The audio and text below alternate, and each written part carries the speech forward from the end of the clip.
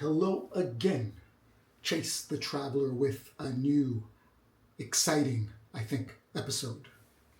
So, again, every single day, every single week, we hear about changes that are going on in Japan. Rules are changing, laws are changing, prices for things that foreigners do on a daily, weekly basis are actually going up, and sometimes astronomically. So I want you to listen to a very prominent politician.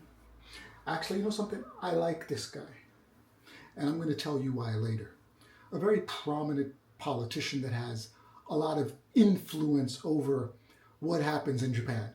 Now, he isn't at the top of the, let's say, food chain where he has a lot of power, because he didn't do that well in the last election, but he has a lot of influence. And what I mean by that is that a lot of the changes that he actually wanted are being implemented by the new administration right now, and the new prime minister. And you could see that in the laws that have been, the laws that have passed. So go ahead and listen to what he has to say. There are subtitles at the bottom, so but I'm going to do a thorough explanation just in case you didn't actually get everything. の申請する時の費用がですね、今まで1万円までだったのがね、10万円とか30万円に上がります。そしたらまたね、怒ってる生徒いますよ。そんなの払えないっていう外国人がかわいそうだと。ね。だから私は言ったんですよ。払えないんだったら帰ってくださいっつって。ね。そうでしょ？だってね、日本は先輩たちが作ってきた資産が積み上がった国なんですよ。この我々が今使わせてもらってる道路も、ね、そのね、車走ってる道も、ね、こういったビルとか、ね、埋まってる下水も電気も、全部社会インフラで先輩たちが作ってくれた資産なんです。それを急に来た人に全部タダで使わせる必要はないんですよ。だからこれは日本国民の共有財産なんです。だからこれ日本国民のものなんです。みんなで税金払って維持してきたんだから。それを今ちょっと人が減ったからといって、何でもかんでもね、外国から来る人たちにタダで使わせる必要はないんだって話ですよ。そこは日本人と外国人で線を引いたらいいじゃないですか。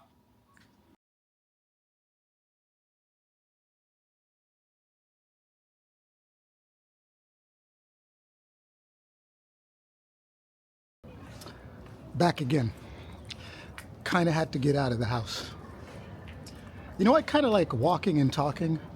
Just sitting still for some reason just doesn't agree with me. I mean, the words don't come out like they're supposed to. But anyway, so yeah. So what you just saw was the most influential Japanese far-right politician. I mean, most of what this guy talks about, the prime minister has pretty much adopted, but in a more politically correct tone of voice. So for those of you who didn't actually understand, or maybe the video was bad and you didn't hear what he was saying, I'll explain. Basically, he's making fun of foreigners who are crying and complaining about the new fees that have been implemented. Let me tell you, or let me ask you, if you were paying a certain amount for a visa, and then all of a sudden a year later you came back and the fees went up 2,900%, you most certainly would have something to complain about. Now, I am not exaggerating. The fees for applying to get permanent residency went from kind of like $60, $70. It was like 10,000 yen to now it's 300,000 yen. So yeah, I didn't make a mistake. It went up 2,900%. So, excuse me. And if you were paying, I mean, basically everything went up. I mean, re-entry visas, yearly visas, they went up. I mean, again, I'm not too sure on the other visas, but you can imagine that if permanent residency went up by 2,900%, other visas went up by almost 900% or 1,000%. But anyway, let me get back to what the politician was saying, and I'm going to give it some context. So basically, he's making fun of all the foreigners demonstrating and complaining that the fees are too high. He's saying that pretty much, let me tell you, I've said this in past videos, and if you go back and look at my old videos, I've told you that Japan is for Japanese people. And it's not for the foreigner. This is their house. You're the help. Literally, you came here to help them. So he's saying that if they don't like the fees, get the F out. He's like, if you don't like it, so what? Leave. And he's saying that, listen, the roads that you're walking on in Japan, that was built by Japanese people. They paid for it. So therefore, when you come over here, you are enjoying the fruits and the labor of the Japanese people that built those roads, and you know, the electricity that you're getting, that you're paying for, that was built by Japanese people, and therefore you have to pay homage to them. So when you come over here, you're just helping us out. And of course, he says that he understands that they've had to accept more foreigners over here because of the labor shortage due to the low fertility. But it doesn't matter. You will not be accepted as an equal. He didn't say it that way, but that's what he meant. Said that you shouldn't expect to be accepted as an equal. You just came here to help us out. And he's also talked about the fact that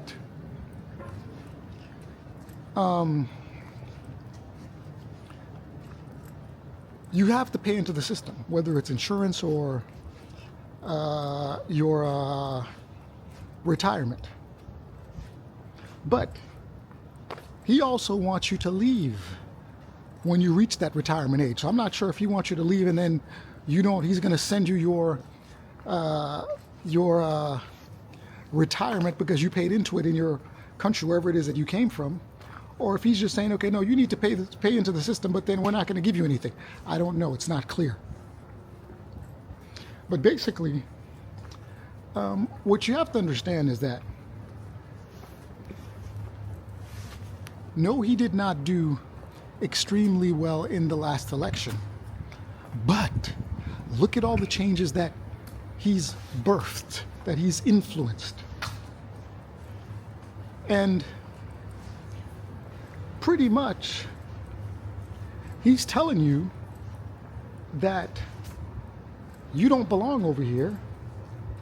You will never belong over here. Don't get too comfortable.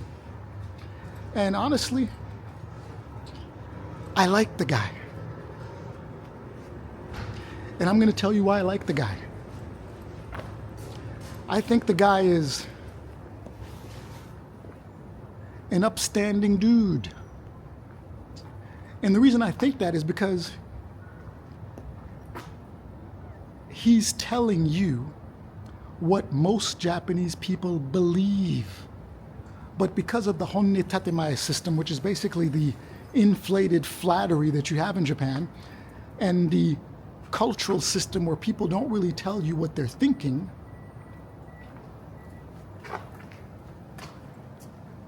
you might get the wrong impression. You might feel that Japanese people tell you, okay, yeah, we love you. We want you to stay over here. but they don't actually believe that. And this guy is the most authentic. He tells you what people are thinking but aren't saying, and you have to appreciate him.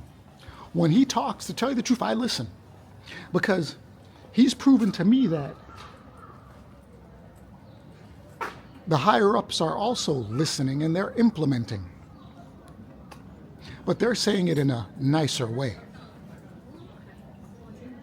They're definitely not saying it like he's saying it. I mean, you're not going to catch the prime minister talking like he's talking, like, oh, well, you know something. The roads that you're walking on were constructed by hardworking Japanese people, and you have to pay for that. And you have to express gratitude to coming to this country. And it is a privilege for you to be here. And if you don't like it, get the hell out of here. And honestly, I watch a lot of his speeches. I mean, every day I'm actually watching his speeches. I'm listening to what he's saying, because I know that when he talks, people are listening and things are going to get done. And honestly speaking, I kind of agree that, okay, you know something, we've come to Japan. They didn't promise us that they were going to be doing things for us or making things very, very comfortable. I mean, my beef is that when you come to Japan, nobody knows what they're really thinking. And they think that Japan is kind of like this really, really friendly place where it's very, very welcoming. They go and they get good service, and all of a sudden they're like, oh my goodness, this is wonderful. I get to enjoy everything that Japan has to offer. No, you do not. And this guy's making it clear. And he's just talking about one element. Imagine what his views are on other things. But I mean, what he's not talking about is that, again, a lot of the cash or money that Japan made was basically exporting. So a lot of the, exporting good products, of course. They've had American security behind them, so therefore they were able to do these things in a stable way. But I mean, again, I honestly have said this. If America wasn't back in Japan, if they didn't have troops in Japan defending the country, Japan wouldn't be that stable. But nowadays I think that the Japanese are probably thinking that the country might not be that stable due to the fact that, I mean, look at what's happening in Iran right now. I mean, as we stand today, it looks like it's a draw. America couldn't actually defend the Gulf states. I mean, that's my own personal belief. I mean, because, I mean, the Gulf states have the same arrangement with America. Okay, we let you keep your bases here, and then if something happens, you have to protect us. I don't think they were getting much protection. I mean, Iran didn't really back down. So I think the Japanese are probably looking at that and said, hold on a second, they can't really protect the people in the Gulf, so are they really going to protect us here? And I mean, the people that could threaten Japan are China and North Korea, and they're like an hour away. But anyway, let's get back to the topic. So, so again, this politician is, again, like I said, he's my favorite guy. And he's my favorite guy because you know what you're getting when you hear him talk. He's not going to lie to you and tell you that he likes you, he loves you, or that he's not going to pretend. Where other Japanese people are going to pretend. He's going to tell you that, you know something, this is our place. We don't have to treat you the way that you think we have to treat you. You are going to follow our rules, and we're not going to make rules that are going to make you equal to us. We're going to make rules that will show you that you are the help, the domestic servant. Now, I mean, I'm exaggerating a little bit, but pretty much I mean, you could see where he wants to develop like a class system. Again, he didn't say that. I'm just giving my opinion right now. But everything that he's doing is meant to pretty much keep Japanese people at a certain level and restrict foreigners in regards to what they can do here, and have a system where Japanese people are on top and foreigners are kind of like below or beneath them. And you could see that in the rules that are being implemented.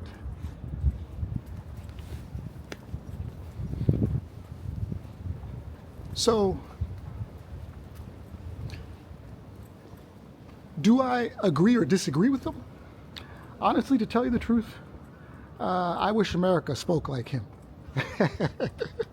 Because I often feel like, every time I go back to America, I always feel like it should look a little bit more like Japan, where they are pretty much protecting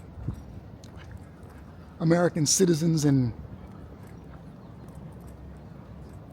doing things that are being done here. Because I do think that there's a certain amount of efficiency that you have in Japan, but I also think that it's because of American protection. There's a certain amount of respect that Japanese people have for each other, where they're kind of like guarded when it comes to a foreigner, and there's like a wall that's between you and them. But in America, you don't really see that. So they don't really have like the fear of foreigners. And I'm not saying that, you have to fear foreigners. I'm just saying that in America, you don't really have that. So that's why a lot of people like myself, I would think that, again, the Japanese system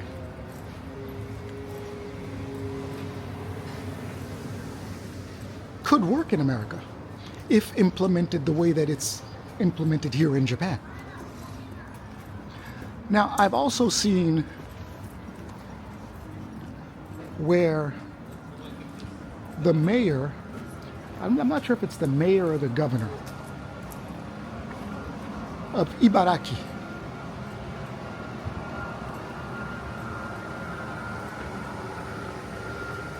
he has implemented a bounty. I mean, it's not that expensive, but like, it's 10,000 yen, like $60. If Japanese employers hire illegal workers, you can report that, and they will take action. Now, I know that immigration has a bounty where you can actually report people who are illegal, and you could get like some 30,000 yen. I mean, I'm not quite sure, but I think it's 30,000 yen. So now, the mayor or the governor of Ibaraki has implemented like a similar type of the scheme. So I wonder if you could probably get paid twice. So, when you come over here, keep in mind that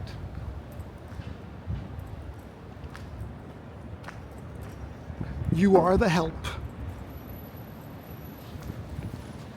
and pretty much that's where they want to keep it. They don't want you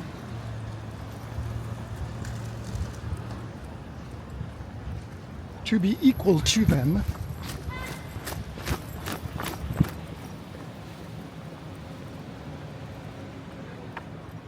And the guy that I showed you in the video clip is brave enough to say it. Even though I believe that 95% of Japanese people think that way. Even the Japanese woman or man that you're living with or married to.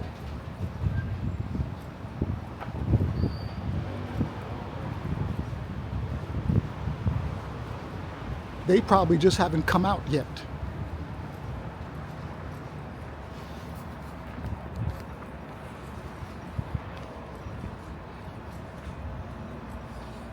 So,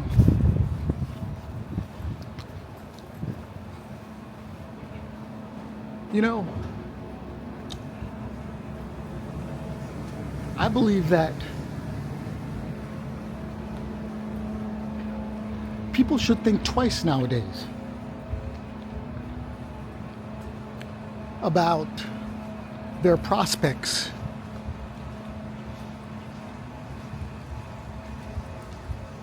in Japan and their future in Japan.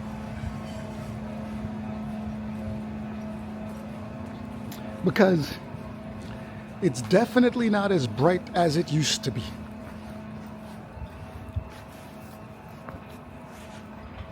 I mean, when I got here,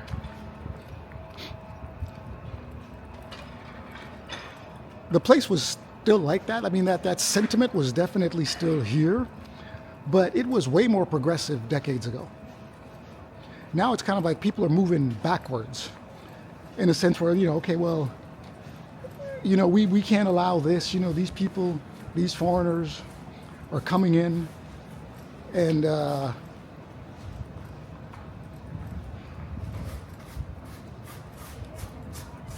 and doing this and doing that, which honestly, I mean, it's an exaggeration.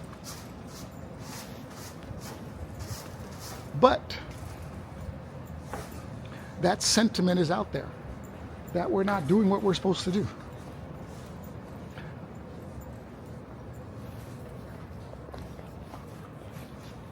So,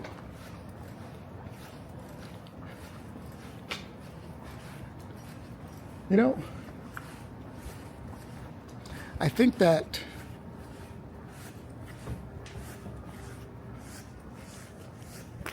you really gotta think twice nowadays.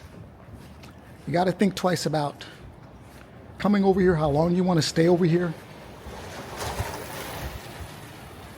And you also have to think about what you thought you knew about Japan. Did you really know Japan?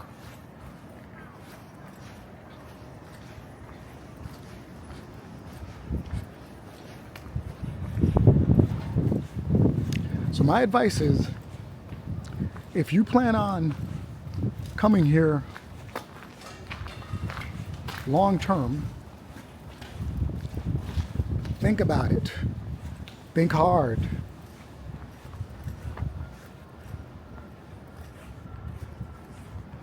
Think about whether or not it's worth it.